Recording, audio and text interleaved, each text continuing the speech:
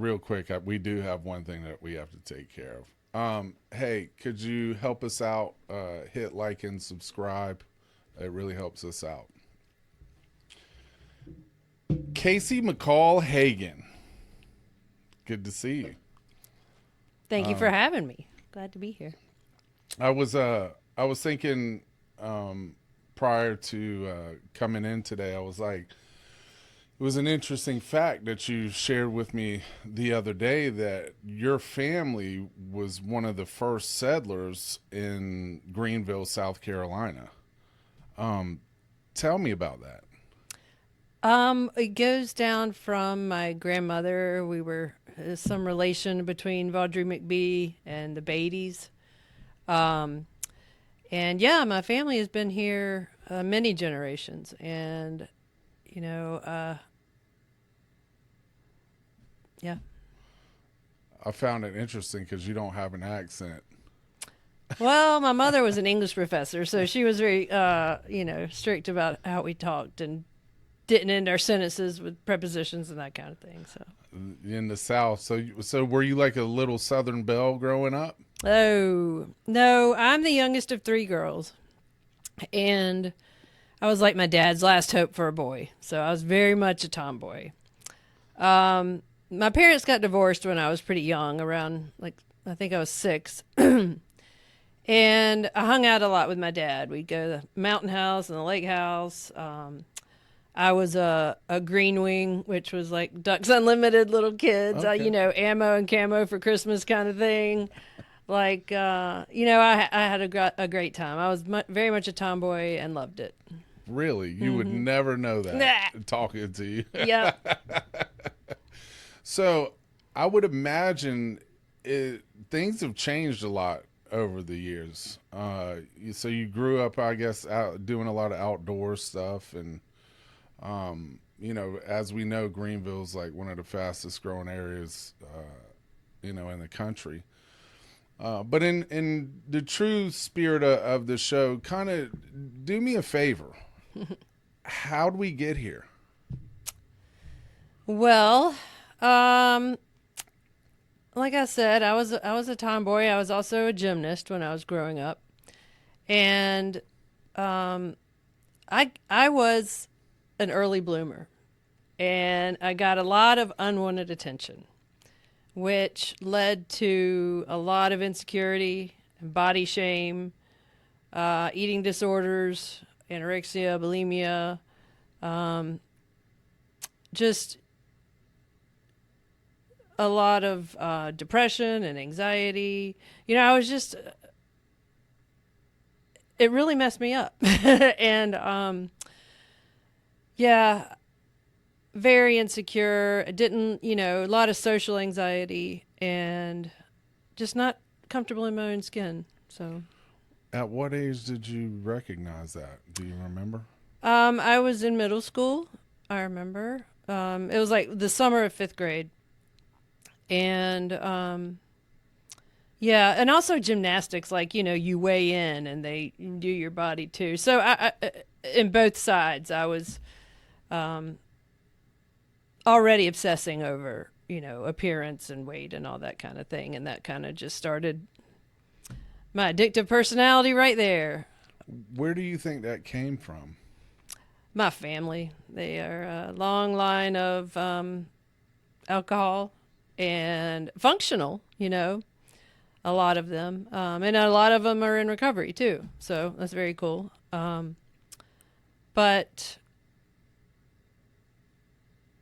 yeah, my oldest sister, when she went to college, I was in middle school, the same age. And she asked my parents to send her to a place in Asheville for rehab for cocaine and alcohol. And so the summer of my 8th grade, I spent in Asheville doing a family rehab lesson, learning about addiction, learning about substance abuse. But it didn't stick. It didn't stick. Maybe it was just some good knowledge, but um, when I was around that same age, my mother's best friend got married, and she had a reception at her house, and the bartenders could care less. And I would just order whatever the person right before me ordered, you know. So I was drinking whatever, whenever, and I ended up that night like I had a great time. I was dancing and having fun, and you know, felt the freedom and the escape that I wanted from my depression and insecurities and everything else. It was a really great feeling, and except that I got alcohol poisoning that night. I remember the next day. But, you know, through all that, through my sister's rehab, you know, a bad experience at the end with alcohol. I mean, I just, that feeling, I wanted to escape. I did not like who I was, and I was very uncomfortable, didn't know who I was. And the alcohol helped a lot with that. How old were you? I was 12 when I started drinking. So you didn't like yourself? Not at all. Did somebody tell you or give you any reason to feel that way? Or Well, when I was in ninth grade, these two older classmen, I think they were juniors, they were just jerks, young kids that, you know, now looking back, but they nicknamed me Buttface because they said my butt looked better than my face. And I had that name all through high school because of them. And I was also called Rebel because I just rebelled. But yeah, that, you know, I could have just brushed that off, but with all the insecurity I had, that hit home. That really hurt. That really embarrassed me. And I was like, don't even want to show my face. Like, am I that awful? You know, I mean, really, it was a bad place. And I was starting into some depression and major anxiety. And I believe I was 15 when I started on antidepressants and all different kinds of medications, psychiatrist and therapist. so you had your first experience where that, you know, oftentimes, and I'm going to steal this from a good friend of mine, Jonathan S. He said, alcohol did for me what a phone booth did for Clark Kent. And, you know, you take that shot of alcohol and it's like you become invincible. And Absolutely. that hole closes. What prompted you to, I take it you went to therapy or counseling at 15? I did. I talked to a psychiatrist who was actually one of my gymnast friend's dad. So it was like, I don't know, all he did was talk about his cars. It wasn't really a very helpful sessions. But, you know, my parents wanted me to go and talk to somebody, and he prescribed me the medication. And then he left, and I had other doctors come in, and like some of them had me on, you know, 2 milligram Klonopin a day. And then I was drinking on top of that. And I don't even remember like 3 years of my life from that. But, you know, all through high school, I drank and smoked pot. I skipped school. They didn't want me to graduate because I had missed more days than I had been present. But I had learned to forge a lot of doctor's notes and had excused absences and was in AP classes and passed the tests. And so they let me go. So you were good in school, like you could pass the test and If do I the went. work. Yeah. Yeah. And I would ride around all day just drinking in my car. What impact do you think that the medications had at such a young age? I felt damaged for sure, you know, like different and damaged. And I started just with the mindset of drugs and alcohol make me feel better. May it be. But then again, you know, your depression and anxiety medication doesn't work so well when you drink on it and use on it. So, you know, both ways. Yeah. What impact do you think that had looking back on? A lot of bad behavior. I mean, I was a cheerleader and got kicked off for being drunk. They said insubordination. But, and you know, I played softball, I played tennis, but I was drunk. I mean, seriously, like all my high school, I was just drunk. And then I went to College of Charleston, and that opened up a whole new world of drugs. And I went and roomed with my best friend, so that was a little bit of comfort. But at this point, I was so just insecure that just to walk across the campus, like all I would be like, they're laughing at me, they're looking at me. Oh my God, I can't do it. Just it was just terrible anxiety. So I just would drink and drug. That's what I did, and started skipping classes and getting in trouble. Um, and then my sophomore year, I was living with three girls, and unbeknownst to me, my parents show up at the door together. They've been divorced since I was 6, and they show up at the door together and said, "You've been on the couch for 2 weeks. Get up. We're taking you to rehab." And they took me down to Ridgeview in Atlanta. Now, through your childhood, you said your parents got divorced at an early age.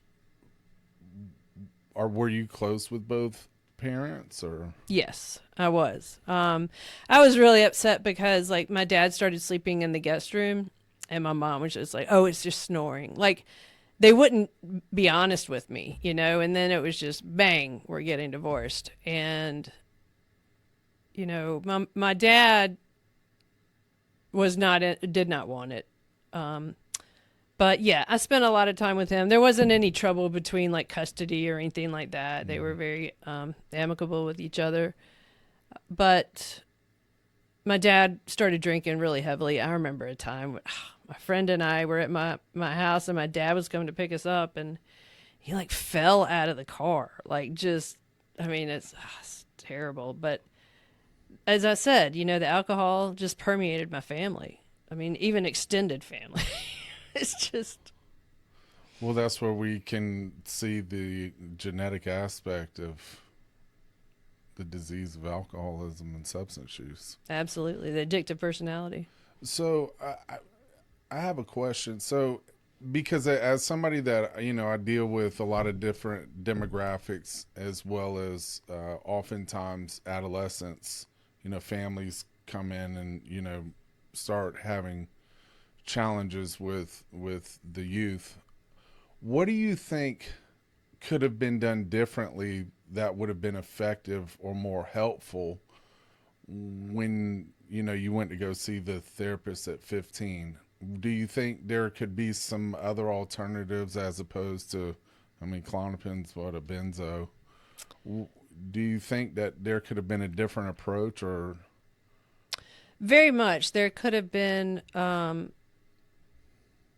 more emphasis on, kind of self-acceptance and, not having the body shame, just accepting myself. That would have been huge. I don't know how to magically do that. I wish I did. But I think it all just taught me a lesson. So it was meant to be. It's interesting you talk about, I went to college at Charleston as well, and I'm from Charleston, and I remember, and I've probably never shared this, but I remember because, I didn't have a plan initially leaving high school, so I had left home, and through a series of events, decided I'm gonna get my act together and I'm gonna go to school. So I came back to Charleston. I was 17, 18 years old, and I remember my mom wouldn't let me stay in the house. She was like, "You're gonna get a dorm," and that whole experience for like the first 6 months, I was like scared to death. I'm in a building. I got this roommate in this dorm who I have no idea who this guy is. And all of these people, and there's thousands of people walking all over, St. Philip Street to Kane Street, and you're just like lost in this sea of people. I could really identify with that. But you said you went to rehab in Atlanta. What was that experience like? That was 3 months. And at the beginning, I met this wonderful, wonderful doctor who he did a little interview with me, before accepting me in. And I read it. I read it frequently. And he said, I just had this like dark cloud over me. Like I really wanted to shine, but I had this dark cloud over me. And in rehab, it was inpatient. I was there and I learned a lot, I really did. But I ended up getting some free time to go out at night with some other people, and we started drinking and doing. They wanted me to go in a halfway house, and of course I talked my way out of it and got my own apartment. And then I started working, and there was a liquor store right next door to where I was working at the outdoor center. And I just kept right on. I wasn't ready. I keep like attaining this knowledge about it, but I wasn't ready. And also I at this point I had no idea who I was. I was a chameleon. I'd be whoever I needed to be to get what I wanted.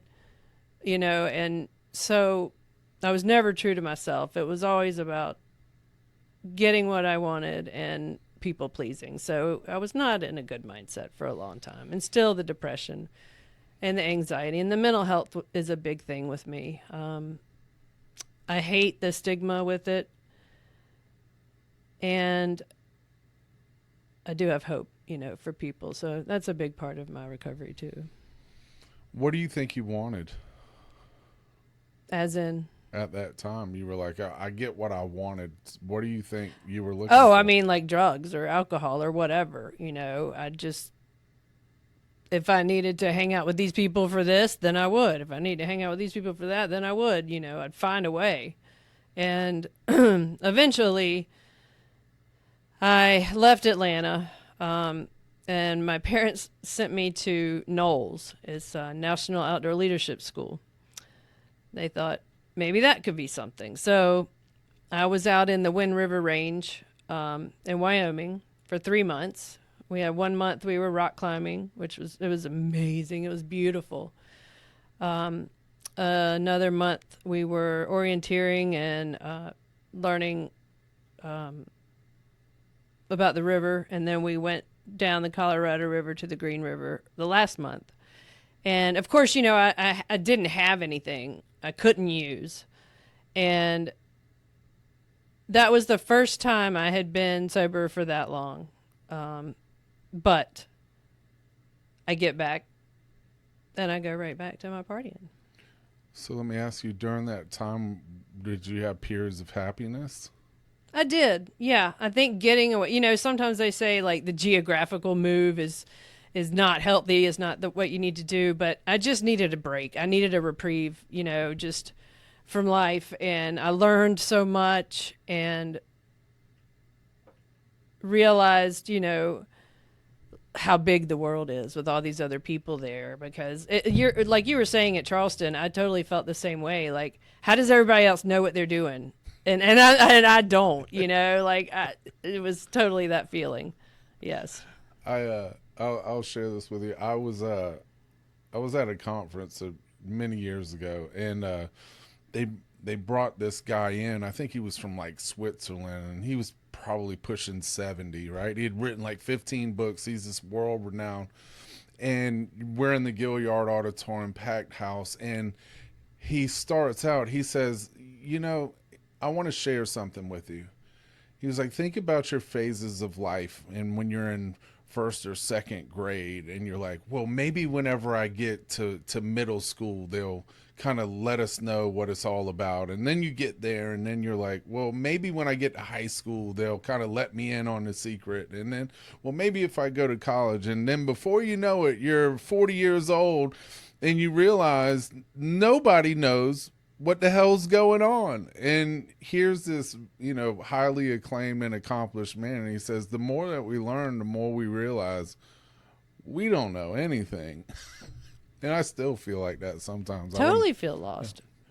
So you come back from being out in Wyoming. What'd you do then?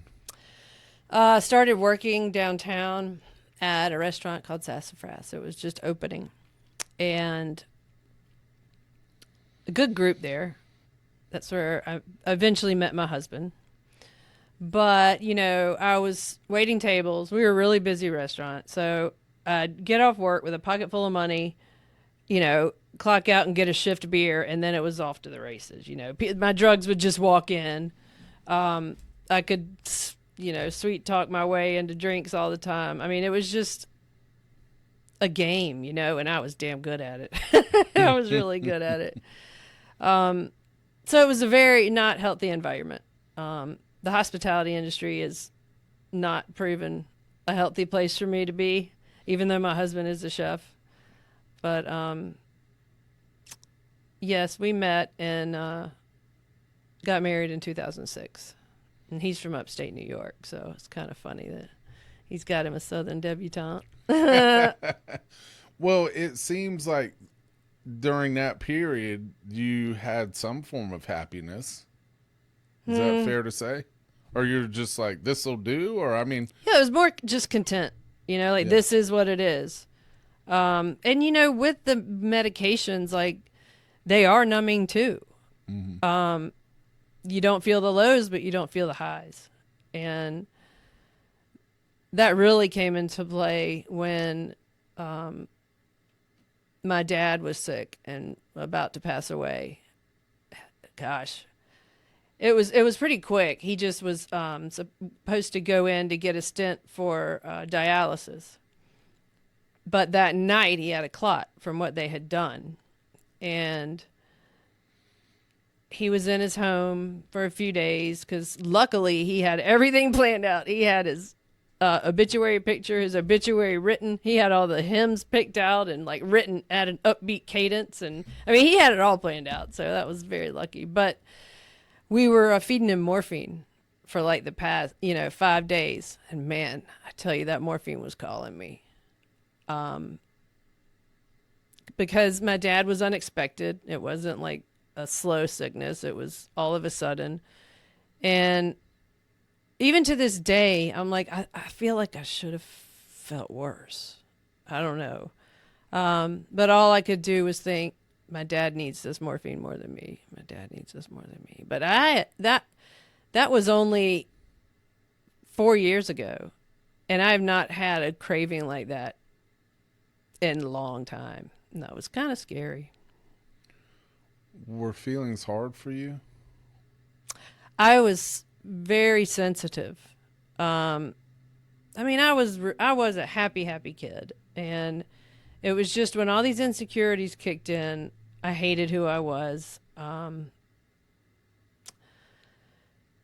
just kind of was in the periphery, doing my thing. And so when I finally decided I was done drinking, was 2008. My husband and I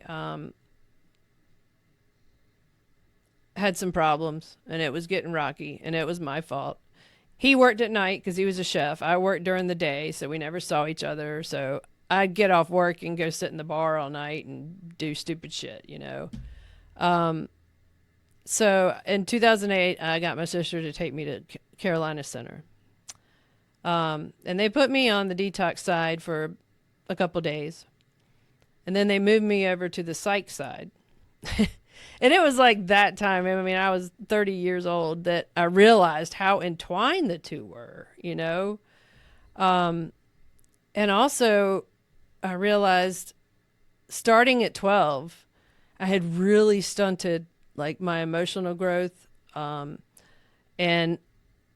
I felt like 12 years old when I got sober at 30. Seriously, like, I had numbed and escaped so much that I didn't live life and learn lessons. And I felt I was behind everybody else.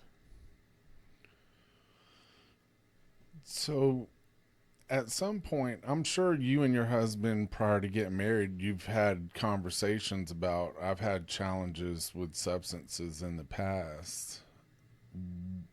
What was his response to? Well, we would drink and party hard. And actually, I thought maybe he was having trouble with it too, but he just quit. He could just put it down. He didn't care. And he was very much about getting me healthy. And when did he do that? When he realized this was causing a problem between the both? When I went to Carolina Center and stopped drinking, that was 2008. Mm-hmm. And So he stopped too. And that wasn't a problem for him at all. And then I really liked the Carolina Center. I was in the IOP, and that's where I learned about the brain and how addiction affects the brain, and the limbic system and all that kind of stuff. And I found it fascinating, and I loved the neuroscience of it all. That's what sparked my interest. And so we started trying to have a family. I had 2 miscarriages, which were really hard. Then I finally had my son. It was a very hard pregnancy. He was early. He was jaundiced. We were in the children's hospital for a while. He had to sleep in this light bed, this bilirubin bed for like 2 months. So I couldn't like hold my brand new son. And I really got depressed. I was down and out, having a real hard time for about 5 or 6 years. Now, were you sober when you got pregnant with your son? I was. When I got out of the Carolina Center, I started going to some AA meetings. And of course, I was like a wallflower, and I never said anything. I just sat there for months and met a few people or knew a few people after. But one day I went into this meeting, and I was just rock bottom, and I raised my hand and I said, I am just so depressed. And this older gentleman was like, "This is not the place for that. This is about alcohol." And so that shut me down. I was so embarrassed. I couldn't, I was like, I tried and I got shot down. So, I just like, curled up in a ball kind of thing. And so I was a dry drunk for 10 years while raising my son. I didn't drink. I didn't do meetings. I didn't do anything to better myself, my health. I was just kind of surviving for a while. So are you saying that experience where that gentleman made that statement turned you off to AA? Absolutely. And you didn't go back? I was like, hell no, this is not, I'm not comfortable. I'm not safe. I totally just turn my back on it. I want to camp out here for a second,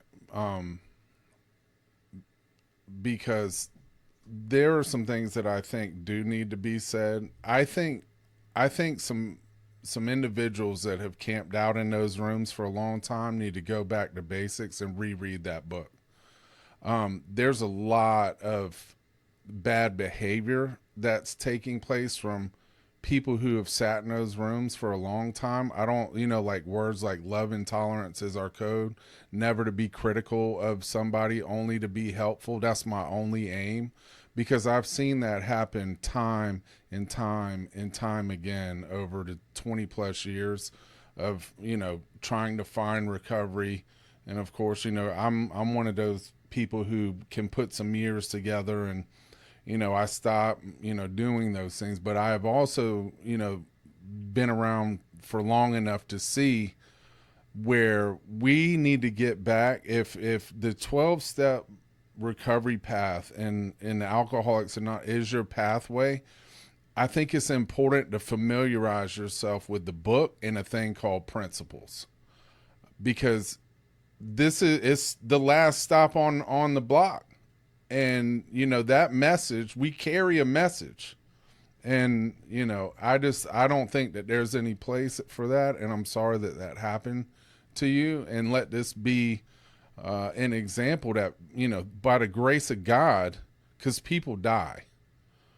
And I've seen it, and I've had people from that. And so that's why I love while we have the opportunity. So you said 10 years, and I think your son was probably your why. Is that fair to say? Yes. He was my focus. Now, were you still going to therapy and with medication? I was still on medications, like check-ins, and then my doctor decided he wasn't taking insurance anymore. This was a doctor I'd had for about 15 years. So I started doctor shopping, which is awful. I hate it. But I ended up hearing some good things about this gentleman, so I went to see him, and The visit was weird. Like, I was in a chair and he was at his desk and he was looking at the computer the whole time, like not even me. And he was just asking me questions, like I was filling out a quiz or something. And he said, I think you're bipolar. He said, I think you're like bipolar light. So I'm going to put you on this. And then I went back a week later and he's like, well, how are you feeling? And I was like, I'm going to throw this chair through the window. I mean, I was just enraged. It was just not the right medication for me. And instead of him being like, okay, well, let's get you help, I'll call the cops on you. And I was like, dude, this guy, I just can't even. But so he ended up sending me to this awful, terrible place in Travelers Rest where I was sitting at the table. There were very few people there. I was like one of the youngest ones. I was sitting at this table and this woman shuffles by and uses the bathroom on the floor, keeps going, and somebody comes by with a rag, cleans it up, and sets it on the table where I'm sitting. And I'm just like, this is insane. I was the only girl on the ward that I was on, and the first night there, I couldn't sleep, and I went and talked to the nurse, and said, I can't sleep. Can I have something? Whatever. And for some reason, she thought I was getting all worked up, and called the doctor, and they ended up giving me probably enough Haldol for an elephant, a straitjacket, and put me in solitary confinement just for asking for something to sleep with that night.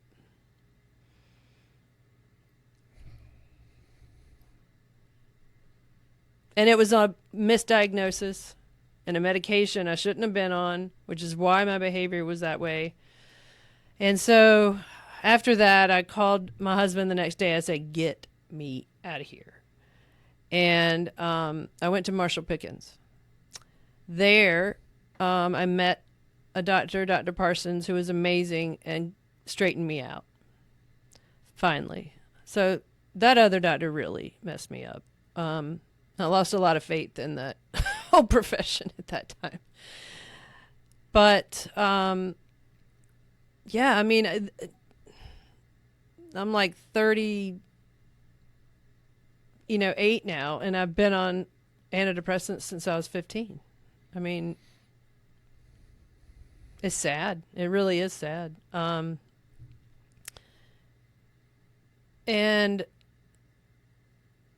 I'm trying to remember where I was. Oh, so I went to Marshall Pickens, and he really helped me out. And I got out of there, and I decided I needed to do something. And my mom was friends with the lady who started Favor. So I decided I'd come give it a try. And I went to the women's meeting. And what year was this? This was the end of 2017. Shout out Jane Presley. Yes. God, we love you. Yes. Thank you. Actually, let me backtrack a little bit. Because of my depression and anxiety, I started getting really sick. I was losing weight. I couldn't eat. It was for months. And then finally, my son was having a birthday party, and I couldn't get out of bed and go to the birthday party. And that was like it. And so I went to my doctor and stomped and put on a fit, and ended up going down to Augusta University and having a lot of tests done because I had ulcers. I had a hiatal hernia. I had gastroparesis, where part of my stomach was paralyzed. And this is when I found out the whole gut-brain connection. When my mind's sick, my body's sick. When my body's sick, my mind's sick. And the vagus nerve and it's so connected, your mental health with your physical health. And I finally figured out, some food allergies I had and things to eat, things not to eat, and started getting healthy again. And that's when I came to Favor. I went to the women's meeting, and Trish was there.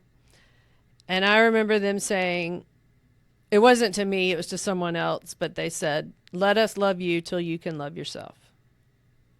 That really hit home to me. And I felt safe there. So nobody cut me off. Nobody was telling me, this is not the place for that. This was the place for whatever I needed. And so Trish became my coach. And, Again with the AA, at this point, I kind of felt like it was all or nothing with AA, and I didn't like that. I didn't want to be all in. I just wanted to put my toe in, like get a little bit. And so then I started branching out at Favor because they offered different meetings. And I tried Recovery Dharma, really enjoyed that. I did Recovery 2.0, and a lot of the all recovery meetings. I ended up going to get my peer support specialist certification, and at that time, Favor had volunteer coaches. So I had people I coached and really found out, about the service and how, helping others helps me so much. And it's like a symbiotic relationship, it's just amazing how once you get out of your head, you can have peace, because I would ruminate, and I learned about these cognitive distortions like catastrophizing things and black and white thinking, like the all or nothing thinking like I had with the AA. Personalization. Anybody said something, I thought they were talking about me, no matter what it was, I thought they were talking about me. And which really is very selfish, that I'm just so self-absorbed thinking that everybody's talking about me and laughing at me, and I'm even on their mind. I am all I think about. Right. Right. So it was really eye-opening, and that's when I started, I feel, to recover. Like, I was taking from Dharma, I was taking from Recovery 2.0, I was taking from the women's meeting, and I was kind of patchwork my own recovery the way I wanted to do it. So let me ask you this.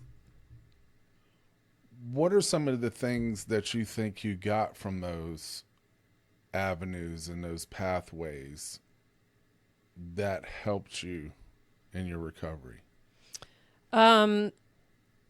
I really like to try and live a Buddhist life. Yes, there is suffering, but it's how you deal with it. So I'm really trying to have a more positive growth mindset instead of the fixed mindset I had about certain things, and realized I could take what I wanted from those meetings and leave the rest. It didn't have to be all or nothing. And because of Favor, I started getting more comfortable, and as I said, building some tools, and I started going back to AA meetings. And actually, I have an AA home group that I love, and I've been to NA Serenity meetings here. But then I found Smart Recovery. And Smart Recovery is self-management and recovery training. It was founded by therapists and psychologists. And what grabbed me was my spirituality. I wouldn't say I was atheist. I'd say agnostic. I had this friend in childhood named Pippa Pridgeon, and her dad was the priest at Christ Church, where we were at church. And I would spend the night with her, and every morning we'd wake up and he'd have a little saying for us, And one morning we woke up and he was like, "Every day you wake up, you're a day closer to your death."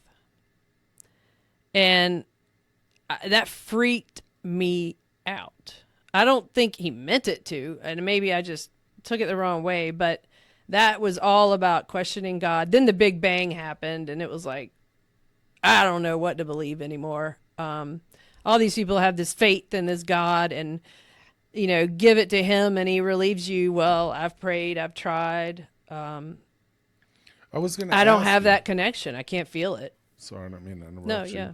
But I was going to ask you, because, growing up here in this area, we're in the buckle of the Bible Belt. Was there any type of church or any type of religion in the home? Or Yeah, we were members of Christ Church. Mm-hmm. My grandfather started Christ Church School. We were very into the church. I got confirmed there. And it was kind of just I just did what I was supposed to do. I didn't really absorb any of it, I don't think. I just kind of did the motions. And that's what I did a lot of the time. I was in my head too much. And I just did the motions I needed to do. But I don't think I took advantage of what was being given to me. But when Father Pridgeon said that, yeah, it crashed my world. And for a long time, I didn't know what to believe. I was very confused. Then finally with the AA, I heard good orderly direction. And I was like, okay, maybe I could get on board with that.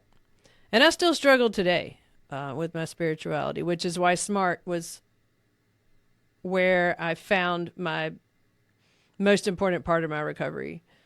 It is an evidence-based, factual way of trying to, learn that your feelings are leading to, or these thoughts are leading to these feelings that are leading to these behaviors. And mine were all pretty negative. If somebody was talking about me, I'd get pissed and I'd hold a grudge and, have fights with people and that kind of thing. And again, I still didn't really know who I was. I mean, I'm way up in ages now, but it took a really long time for me to accept myself and to start to heal. But slowly, I am a slow learner. Slowly, it started to happen. And there was an exercise in one of the SMART meetings where I was called the hierarchy of values.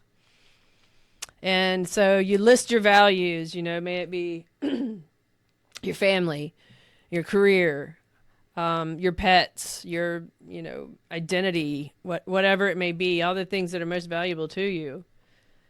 And above that, you put your substance, because that is what was the most important thing.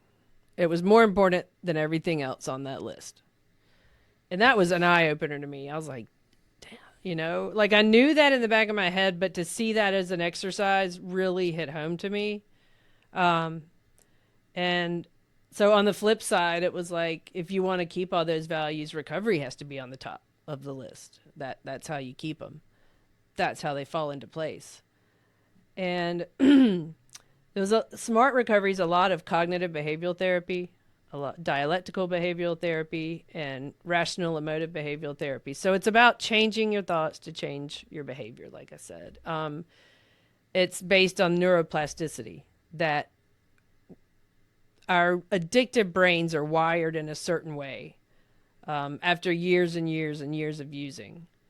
And with a lot of practice, a lot of repetition, we are able to kind of atrophy those pathways and make new ones with these better behaviors, these stronger behaviors, and hopefully that will stick and slowly change from that sick thinking to a much wiser mind. And that's when I started coming into myself.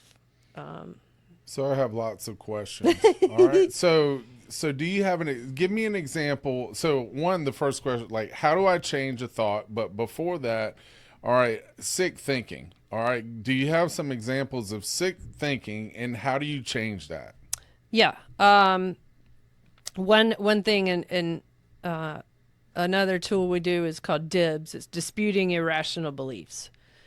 Like if I don't get a drink, I'm going to die. Or you have this craving and, you're thinking, I'll go snag from somebody or, do something bad. Well, realize that one, this thought is not helpful if I'm trying to get better. And that, no, you're not going to die if you don't get that drug. It's catastrophizing again. So you have to replace, I can't, I don't with, I can try this. It's kind of like waking up and instead of going, oh, what do I have to do today? It's, man, what do I get to do today? getting a lot out of ego. Learning the hula hoop, what you can control, which is me and my thinking and my values. I can't control other people or what they say or anything else, so I just stay in my hula hoop.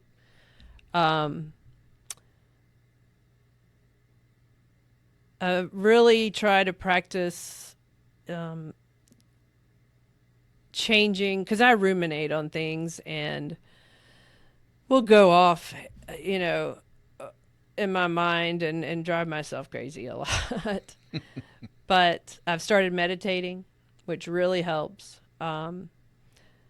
Moving my body really helps. Exercise, replacing the unhealthy things with more healthy things. And eventually your brain will catch on and you begin to approach the world differently and see yourself differently. And, or for me, and I started to blossom in recovery. I wasn't, ashamed of it. I wore it like a badge, I was proud. I damn kicked this shit, and I feel like I got really lucky to have this second chance, because a lot of people who may not even have an addiction problem, but they have, personality problems and emotional problems, but they don't have something to like stop them in their tracks and make them look at themselves and really take inventory and change the ways that aren't good for you.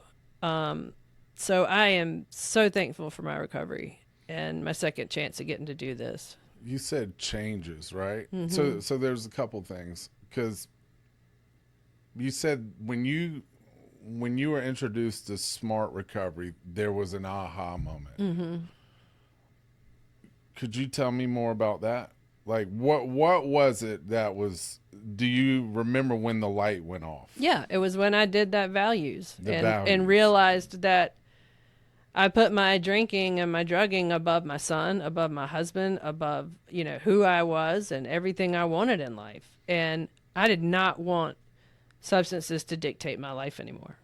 So you said that you had to make changes. What were some of the changes? Maybe you could tell us. I started volunteering. Again, I said I got the South Carolina, the peer support specialist. I went to get accredited for facilitator for SMART meetings and started holding SMART meetings here.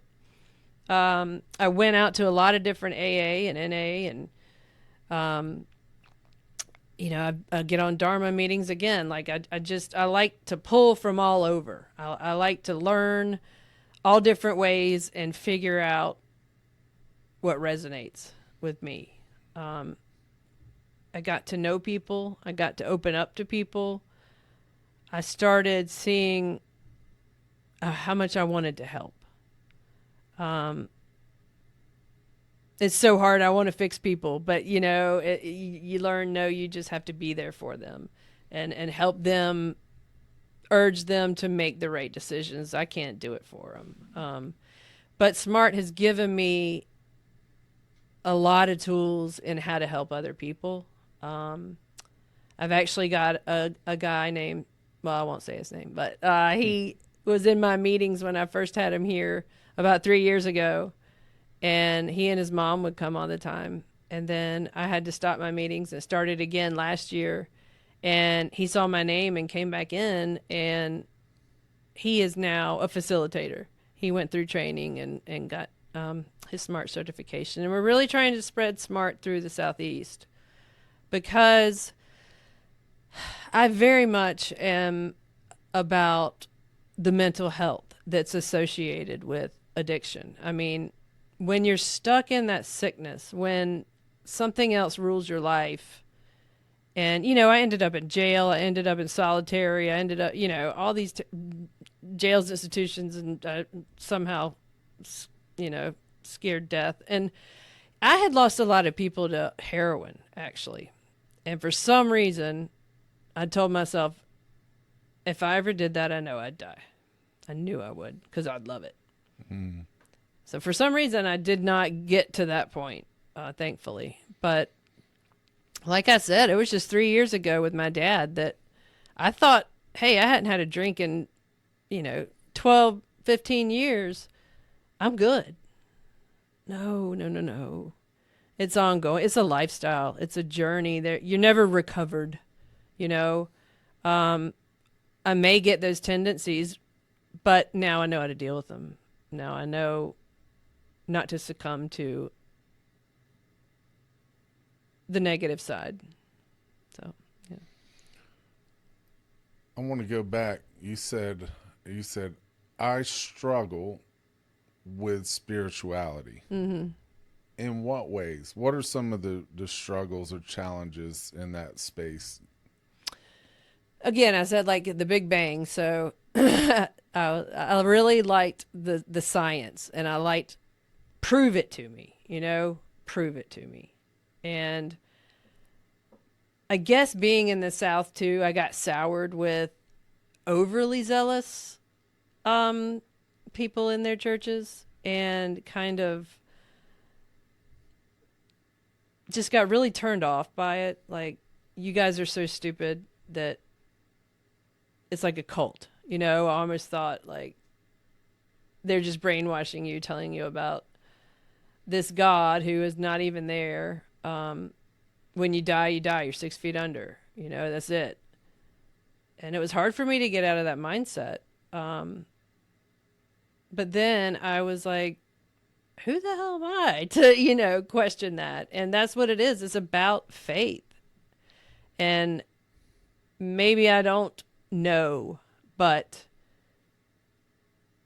I can still follow. I can still have hope that, there is more. I still struggle with it. I do.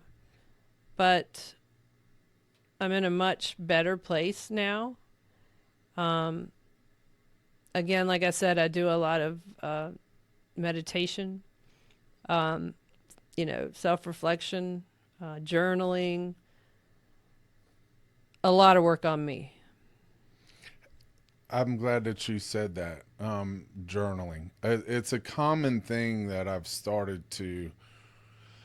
I absorb a lot of information from a lot of different cross sections, and one thing, whether very accomplished people, high functioning CEOs, people that seem to have it together, there's this common theme about journaling, right? What do you have to share and with our audience, your experience? What is that like for you? What impact has it has? Just speak to us on all things journaling. Well, I do have this little exercise I do sometimes where if I have something kind of haunting me, I'll write it on a piece of paper and I'll burn it over a candle and watch the smoke go up. And that's how I let it go. I watch the smoke go and I let it go. And I try very hard not to come back to it. I need that visual.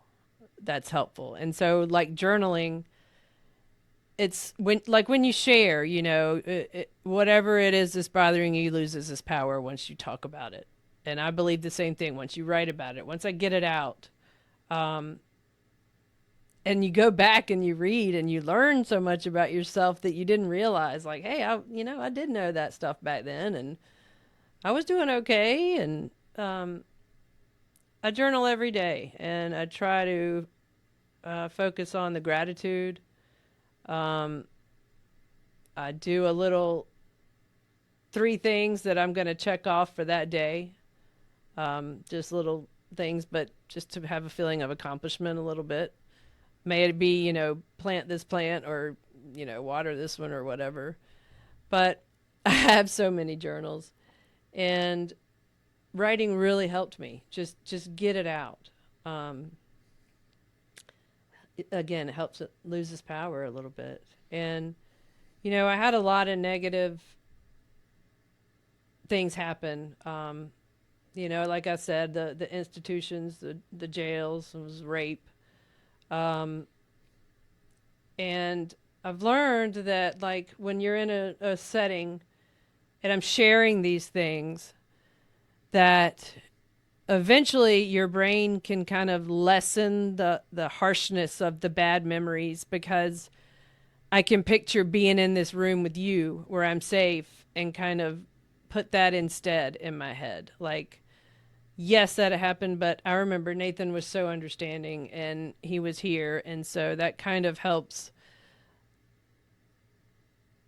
turn the negativity or lessen it a little bit. So it's just ways of healing. I've learned, and I read a lot of neuroscience books and love the brain. And yeah, it's fascinating to me. And there's a lot to be said. I had a supervision yesterday, and one thing we get to this point. There's seasons working in this space, and especially coming out of, typically after the first of the year into spring, your caseloads your just wheels are falling off. But when you get to about this point, and Huberman, I put on a video because stress and stress management, and he has a great video if you like to go check. I recommend always checking in with stuff.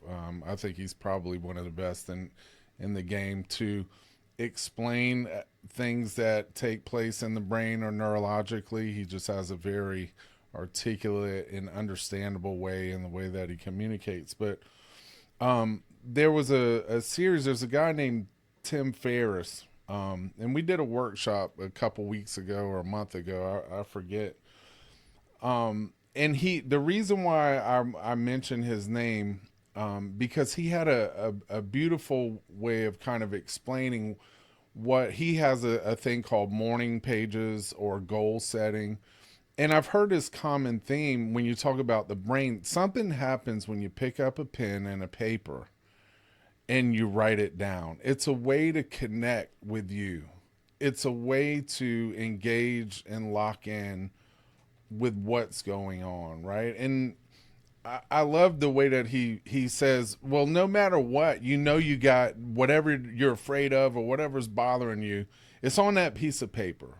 And there's a connection with the brain where I think you can get some emotional space, as well as our brains left unchecked will run riot, right? And they will, make matters or blow it up, but also at the same time, I think you can come up with manageable solutions to that. So in that really SMART goals are something that I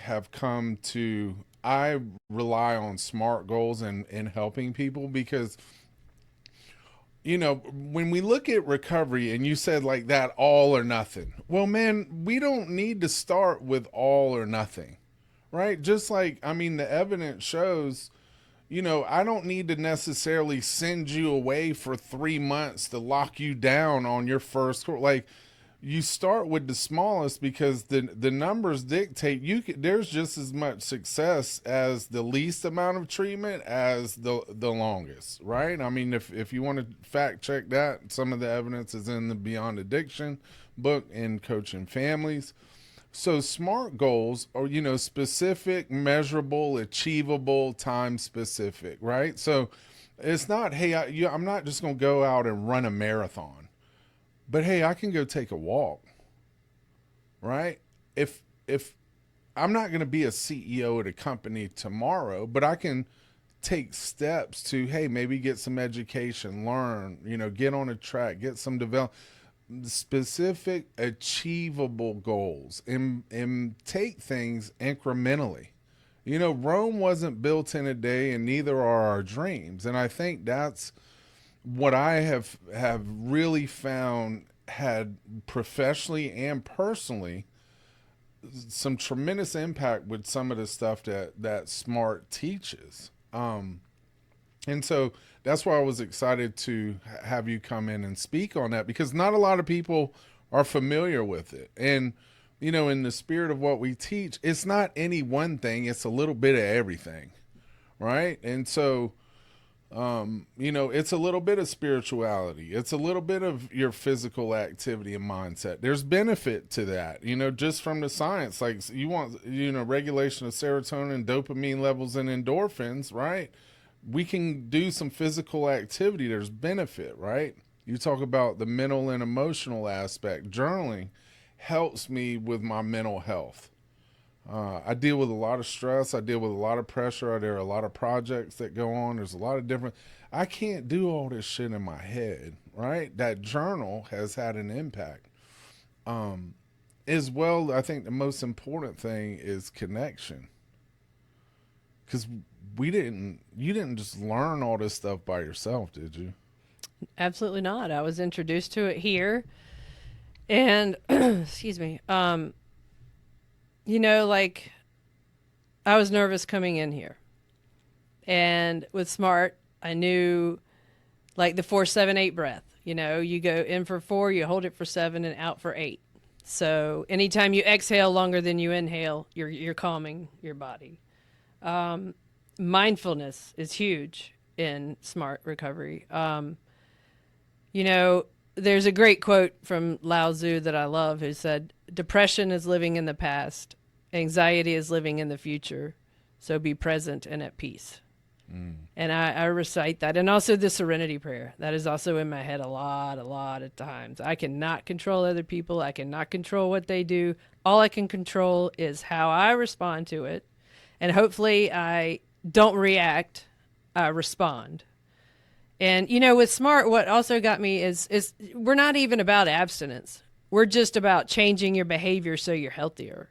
And we don't use labels. We don't say I'm an alcoholic. We don't say I'm an addict because it's a little negative self-talk in a way. And, I had a hard time with chicken or the egg. Was it my mental health or was it my addiction first, And which one do I start with the addiction or do I start with the mental health? So I don't know. It's all just been fascinating to me. And I think it's different for everybody. But the mental aspect, I also work with NAMI and the National Alliance of Mental Illness and try to, as you said, it's not like you're crazy and pulling your hair out. It's more like you're overwhelmed. Life is like so fast right now. And to try to keep up, and as like you, who has all these people come into them, you have to have a way to center yourself. And using the SMART tools, I do that. And the best thing is, SMART can be a complement to any other way of recovery. It is not instead of at all. It is enhancing everything else because those talk about the addiction. SMART talks about the mental health of it. And so that is what drew me in. That's what I needed. So I've been dying to ask this question. When we first started, you said, I don't know, I didn't know who I was. And then you made a statement, I know who I am. So tell me, who are you? I'm intense.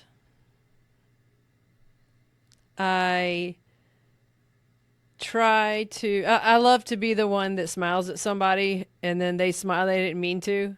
Like I got you kind of thing. Hold the door, help people out. Let the guy in front with less groceries go ahead. Be kind to people. Help when you can. I do work with a lot of organizations, a lot of volunteer work around the city. It's giving back. It's service. It got me out of my head, out of my selfishness, my ego, my me. And I start to focus on other people and I grow and I learn through these interactions. Like you said, it is connection is the opposite of addiction. And you let people in and you have relationships. Some work, some don't. But you learn a lot about yourself throughout it all. And, it's really hard when you have a whole bunch of people in recovery that are all trying to, all different places and all different, anger, a lot of anger, a lot of shame, a lot of guilt, and a lot of why doesn't my family see how great I'm doing now? So it's a lot of acceptance. I can't change these things. I need to just, gratitude, be grateful for what I have. And I am now, you flip that switch. It's not from I'm less than, I'm not enough, I'll never will be enough, to I'm not so bad, I want to help. I like to people please, but I've learned boundaries to protect myself because I can't overextend and get lost in others. But, all these things I'm learning about myself. And actually, I am planning to go. It's a toss now between Bali and Costa Rica, and I'm going to go get my yoga certification. Nice. Because I really like to incorporate the yoga, the Zen mindset again. Like being calm, not being worked up, not worrying about keeping up with the Joneses, not worrying about what everybody thinks. Just doing my thing,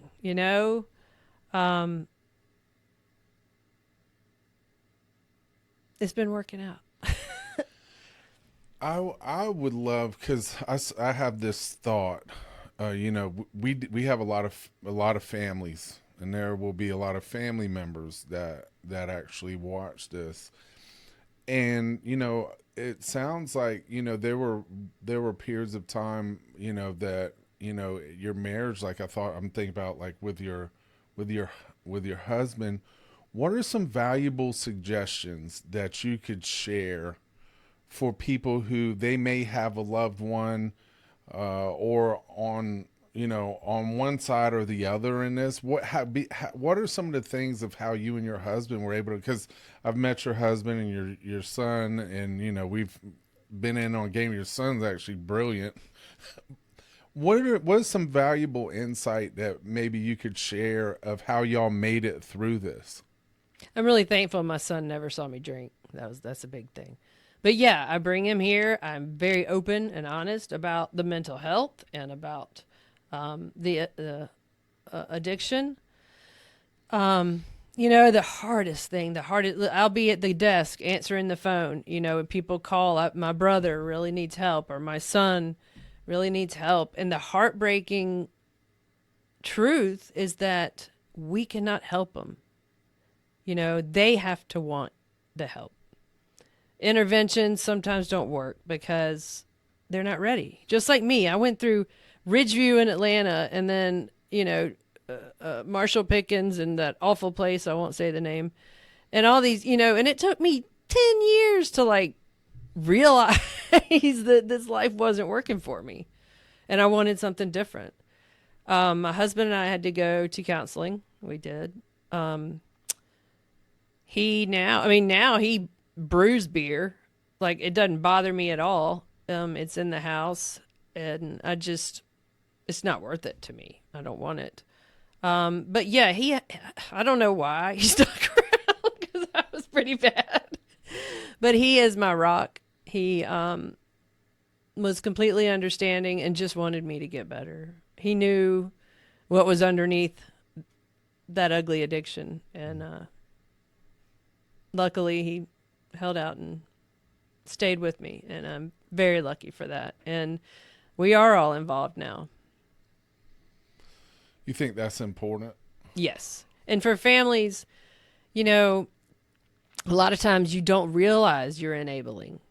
I just wanted to give him money because he didn't have food. Yeah, well, it's not going to get food, And if they're not ready, then I highly recommend that the families talk to somebody and learn their role or not their role, that they don't have one, to take care of themselves and kind of not let that person consume them and take up all their lives. And it is, again, it's sad. You can't help the person until they want it, and they have to hit that bottom.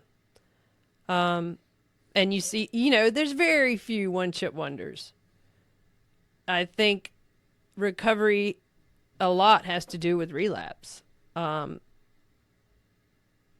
me, I didn't pick up a drink, but I did smoke some pot, and I did, I was on my medications. And also how you guys offer medically assisted treatment. That's huge. But as far as the families, I think they take care of themselves. They learn what they can and can't do to help. And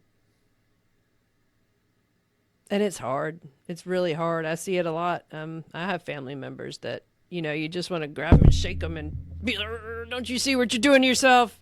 Snap out of it. But they're not ready. It's painful. All I can do is be, a guide for them, be there for them when they are ready, and be understanding, because I've been there too. So you've been around this for quite some time, OG. And so, I'm sure recovery's evolved. So what are some of the biggest challenges that you find yourself dealing with today? Even when I go do my meetings, I'm still very nervous. And like coming here, a lot, my insecurities kind of sink back in sometimes. And I get to worrying, oh, what if? And I realize none of that is helpful to me. I can't go there. I have to bring myself back, be present, find 5 colors, feel 5 different things, bring myself back here instead of off in my head worrying about things. I've learned just to be true to myself, and the better off I am, the better off everybody around me is. So I take care of my health. I work out. Thanks to recovery, I got to finally do martial arts, which I always wanted to do all my life. And I got up to a blue belt, but unfortunately my sensei died. Oh, Yeah, it was really bad. But I did. I got, I was like the old lady in with all the kids, but still kick butt. So it was pretty cool. yeah. I liked it. But recovery's given me a chance to do all these things that I wanted to do, but just never did, So it's given my life back. I've got this on my heart, and I've got to say this because what you shared had such an impact.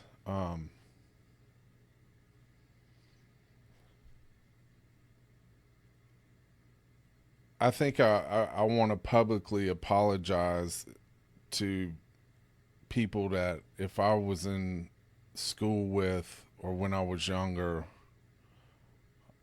if I ever said an unkind word, or if I ever came across as a bully, I apologize, because I can't get the thought out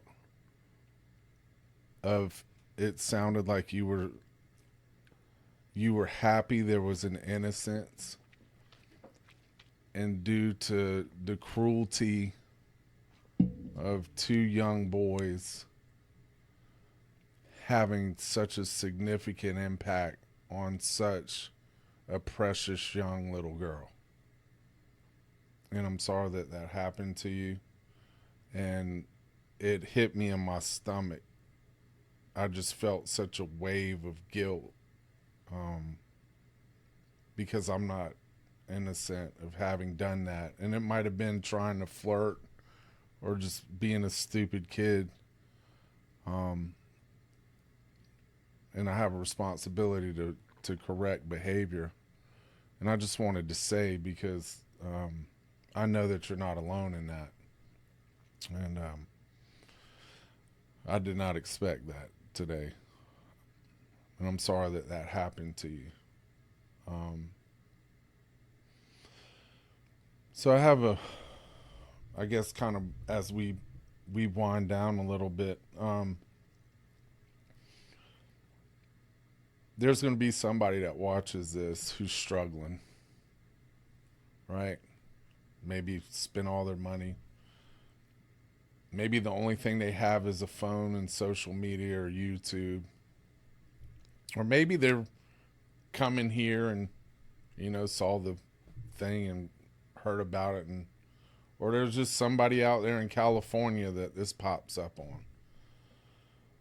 What do you have to say for people who might be struggling or thinking about recovery or scared to death of recovery because they got run out of a AA meeting from somebody saying something horrific, or has lost hope because they've given up because they had a crappy therapist that got them all drugged up on the wrong drug? And I'm not trying to be critical. What I'm trying to do, and the main purpose of what this is to let people know that recovery is possible. What would you share to that person that's out there that's struggling or on the fence or been burned and really could use recovery? I hope they can realize their priorities. You know, if it's drugs, if it's alcohol, you got a problem. There is hope.